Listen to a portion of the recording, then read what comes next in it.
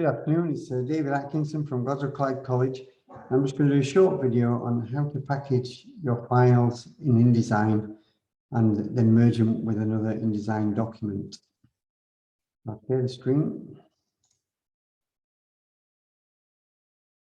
And true to form in any presentation style, these are the ones that I created earlier. So you can see here we've got the Girl Sans font and 4 images. I want to package this so I can transport it, I can send it to colleagues, to printers, I can use it on different machines.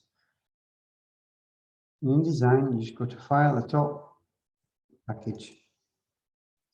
It gives you a few warnings, you don't have to just ignore those at this stage, that's not what we're interested in, but you just click Package on the bottom right hand side. You save the document. I'm going to save this as 2 because the one that I produced earlier. And we'll just go Package. And if OK to the warnings, you will be fine.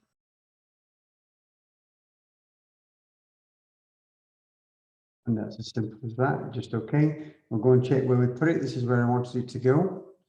It was actually presentation folder 2. And you can see when packaging your document, it gives you an IDML file. That means it's an InDesign file that can be saved back with older versions. If you send it to somebody, there's a current version, and it also creates a PDF of the file that you've got, and that's 2 pages. Also, it gives you document fonts and crucially the links. What the links are basically the images. These are the images that are in the document. And these are all created by just packaging your file. And then if you want to send that over to somebody, you would just right click and press. It'll give you a zip file, and that's I've got that zip file in there. That's quite large. You might have to use a WeTransfer or something like that.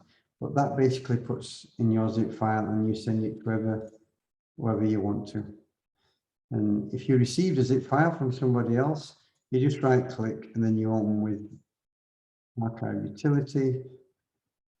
And it gives you a copy. That's given me 2.2, and you can see those files again. This is just copying all the files as we go along. So there we have it. That's those files. Now, that's okay. Now, I've received a couple of files from other people. They've all been working on it, and I want them all to go into the same document. So what I will do is close these documents off and say I received 3 files. 1, 2, 3, these presentation documents. They're all the major files, so I'm going to create one master file. So I'll open all 3 files. So we've got them all there. They come at the top, that's presentation 1, 2, and 3, and we want them all into one document. So what I will do, what I'm just going to do is presentation 1, I'm going to file, save as, and I'm just going to call it master.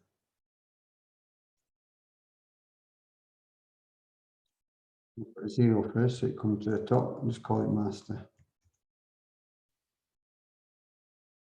And that's save as, so that's giving me a copy, and that's that master file. And now I want to add these other 2 files. To add one page, we go to our second presentation. You find the page layout, pages, and then here, on the top right hand corner, the 5 little white lines, you go move pages. And after page 1, we want to move it to the master document. And we're going to keep it after we've moved it, so that's fine. There's only 1 page in the master document. Well, there's 2 pages in the master document. We go to after the second page. So after page 2, we're going to move this to it and we just go OK. If we go back to the master document, you can see we have now the 3 pages, 1, 2, and 3. If you want to do multiple pages, I'll go to presentation 3, where you can see I've got 3 pages. We highlight all those 3 pages. I'm clicking 1 in the pages panel. Keeping my finger on the shift key, so I can highlight all 3.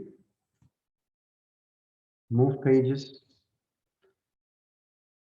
I want all pages to move. After page, this will be page 3. And it'll be on the master document. And we just go OK to that. If we go back to the master document, we've got all the 6 pages. And we've still got our originals that were there. So we're creating a master document, and that's 6 pages.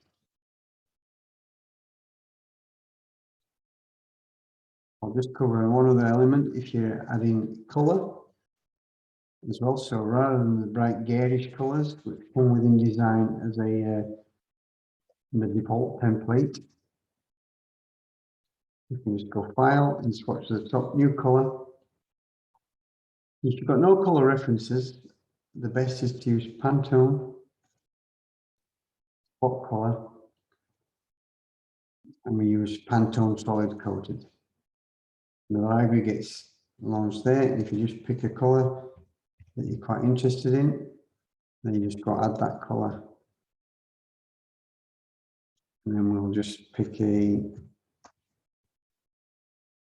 yellow that's quite nice.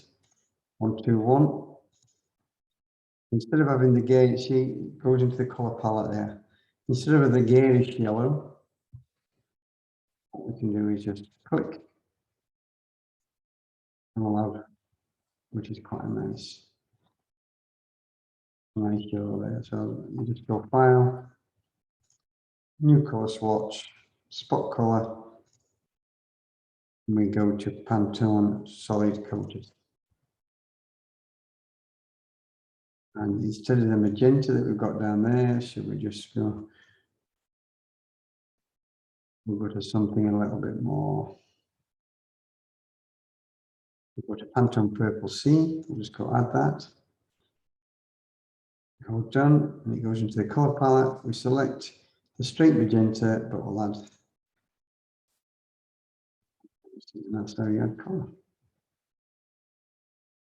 Send you the demonstration. That's David Atkinson from Glasgow Clyde College.